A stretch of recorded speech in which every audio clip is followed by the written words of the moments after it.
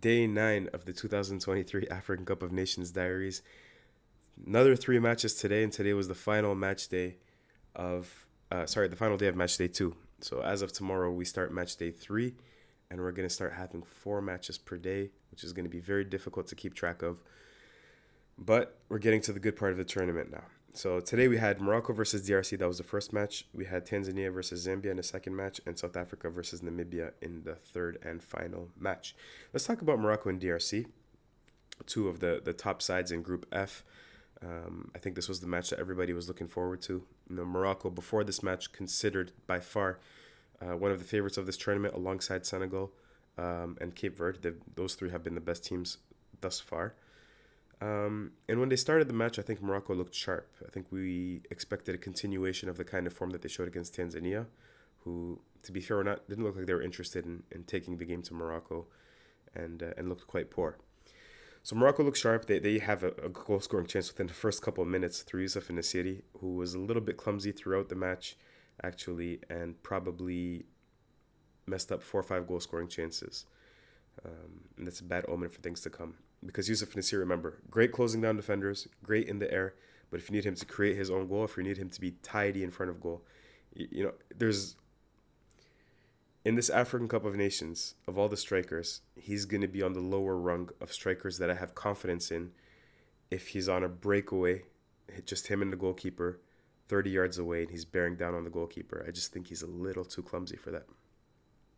Anyways, he has a quick chance in the opening few minutes. Achraf Hakimi opens the scoring in the 7th minute off of a set piece. And remember, one of our doubts about Morocco prior to this tournament was their ability to break down teams in open play. But what they've done a fantastic job of in this tournament is breaking down teams from set pieces and free kicks and crosses. So, that was a great corner kick in by Hakim Ziyech. Achraf Hakimi ghosts in behind Gael Kakuta, who was, did a horrible job of man marking, and Hakimi slots the ball in beautifully with great technique. And I thought for the first really 30 minutes, Morocco looked like they were the dominant side, and they deserved their lead by far. I thought they were the much, much better side. But the game sort of switches on its head towards the end of the first half, and it comes through set pieces, really. Morocco take good set pieces, but they weren't defending set pieces or aerial balls quite well at all. And DRC win a penalty kick through a free kick that was poorly defended by Morocco. Salim Amelah goes up with his arm, and I'm not sure if he touched the ball with his hand or if he just got caught elbowing a Congolese player. But they get a penalty kick. Cedric Bakambu steps up, misses his penalty kick in the 37th minute, I believe, and he looked scared. And Cedric Bakambu is one of those players. I'm writing in my article that's going to be published today on africasaCountry.com, that has a stellar club career, but with his national team at the Afcon, doesn't really step up. Even towards the end of the first half, DRC have a few more chances in the air.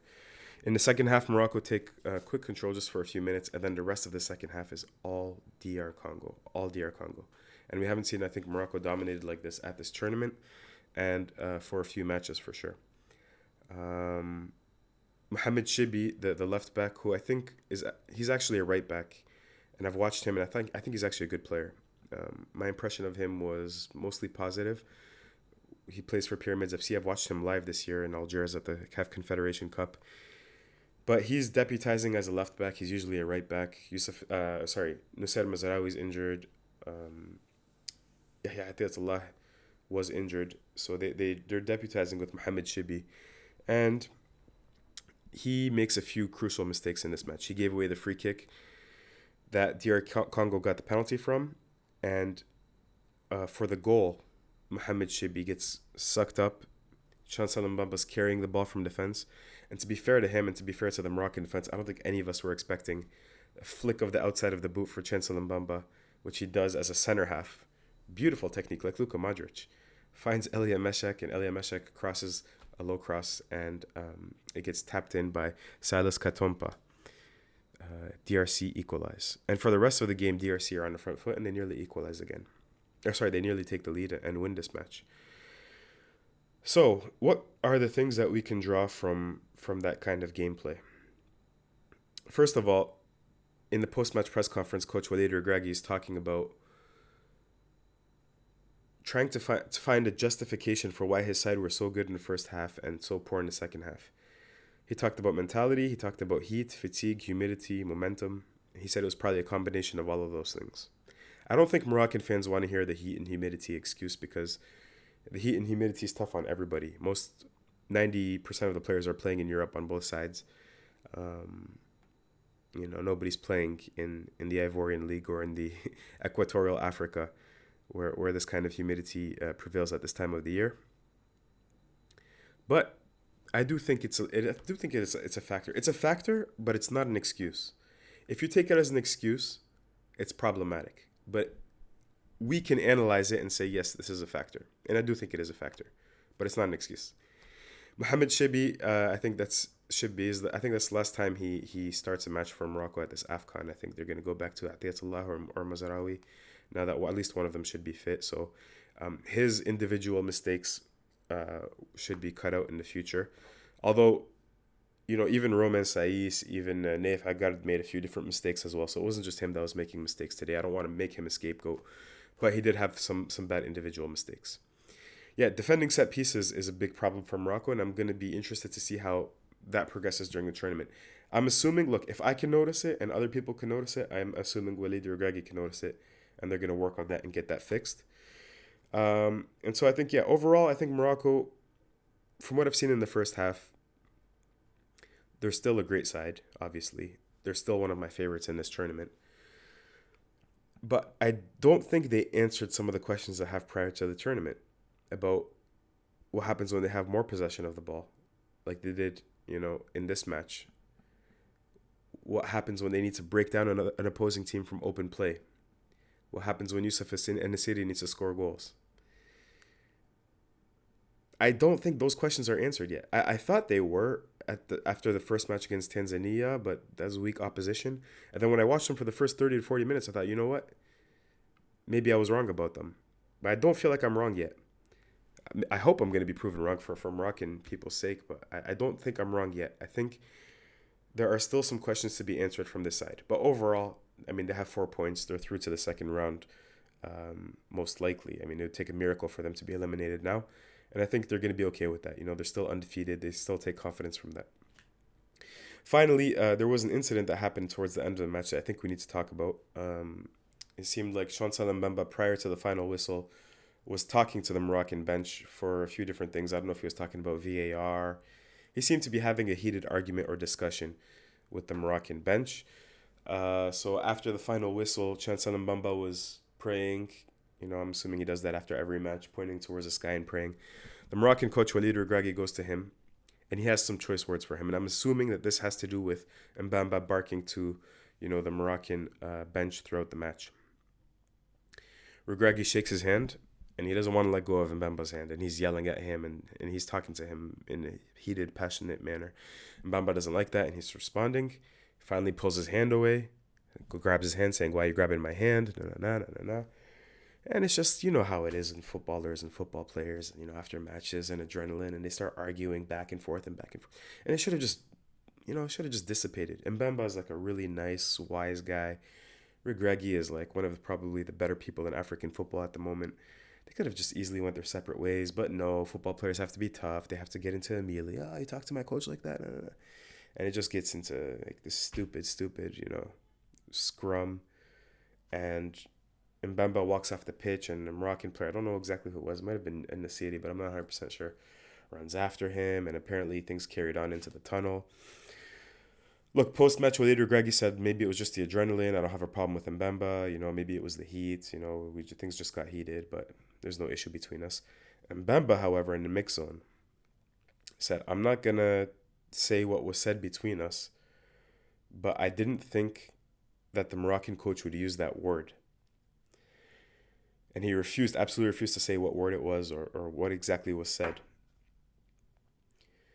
Some people online believe that there might be racism involved. And there was racism involved in this event, but it probably didn't come from Walid Regragui.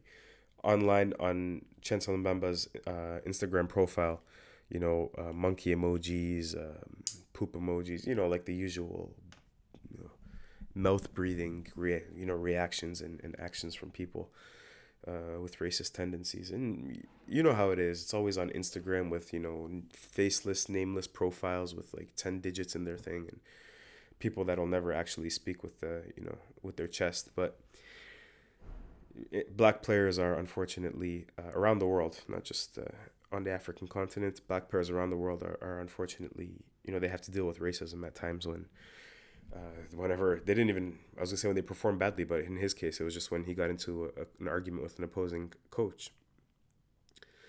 Anyways, going back to what Mbemba said in the mix zone, I think some people online interpreted that to be racism. That doesn't like register in my head. Just hearing Walid Regragui speak over the last 3 years, seeing what kind of person he is. I don't think anybody that knows him or that has been paying attention to him, it's not like, no, impossible. I think maybe he could have, like, it's possible. Look, he's a fiery character, right? Like, especially in the midst of competition. I think he could have insulted him. I think he could have called him, like, I don't know, excuse my language. I don't want to get, first time I talk like this on YouTube. Maybe he called him a bastard. Maybe he called him an idiot. I think maybe that's probably, like, that's not out of the realm of possibility. But for it to be a racist insult, I'm willing to bet my house.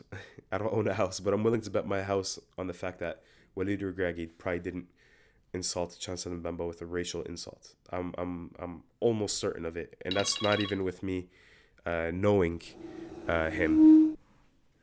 Anyways, moving on to the second match of the day, Tanzania versus Zambia. This is a match that I only had my eye on for a little bit. It was the first match for interim coach Hamed Morocco, and I think the overall consensus, the summary here, is that Tanzania looked like a better side with him than with Adel Amrouche.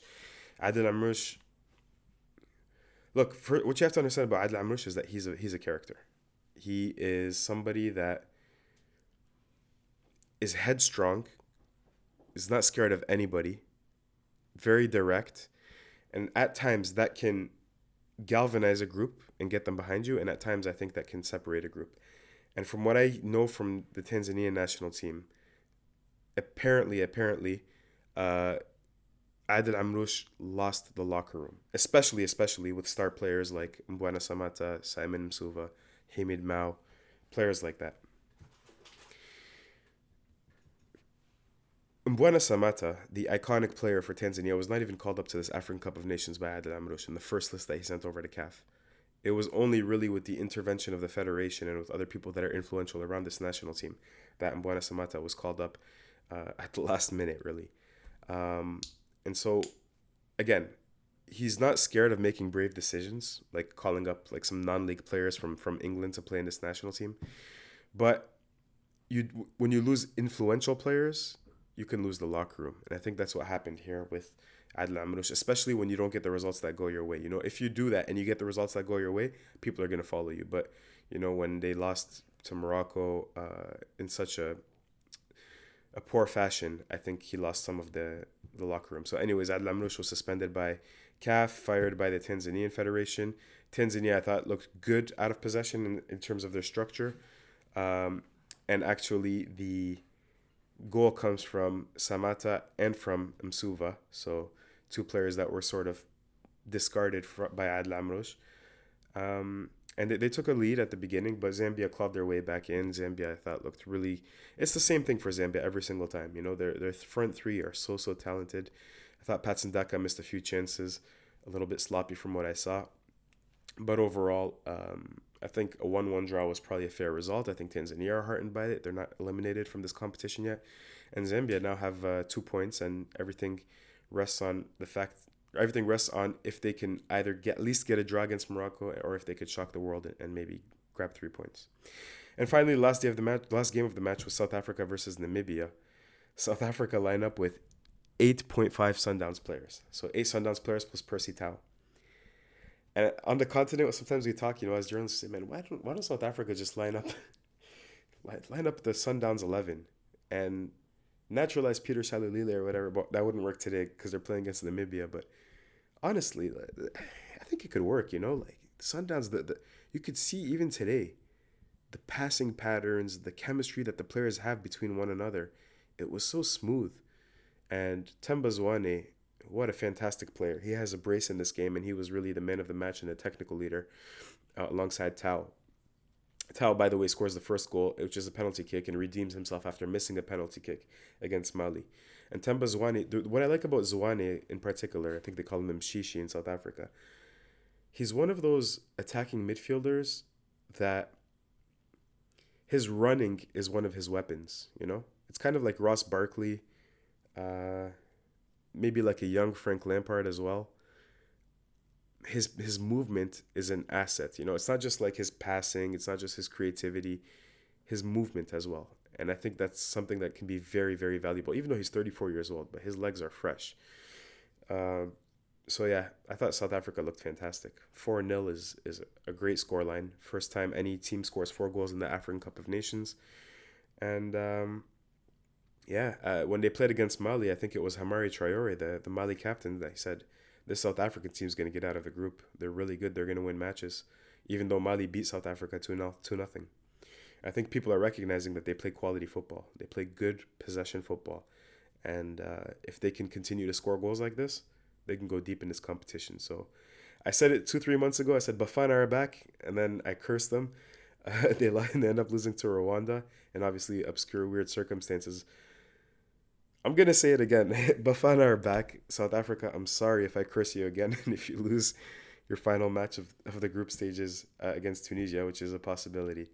But I'm going to say it again. I think Bafana are back. I hope it's not too premature. That's it. I'll leave it here for tonight. It's going to be a shorter Afcon diary. I got a few things to do tonight for the last match day of the group stages of the Afcon kicks off tomorrow.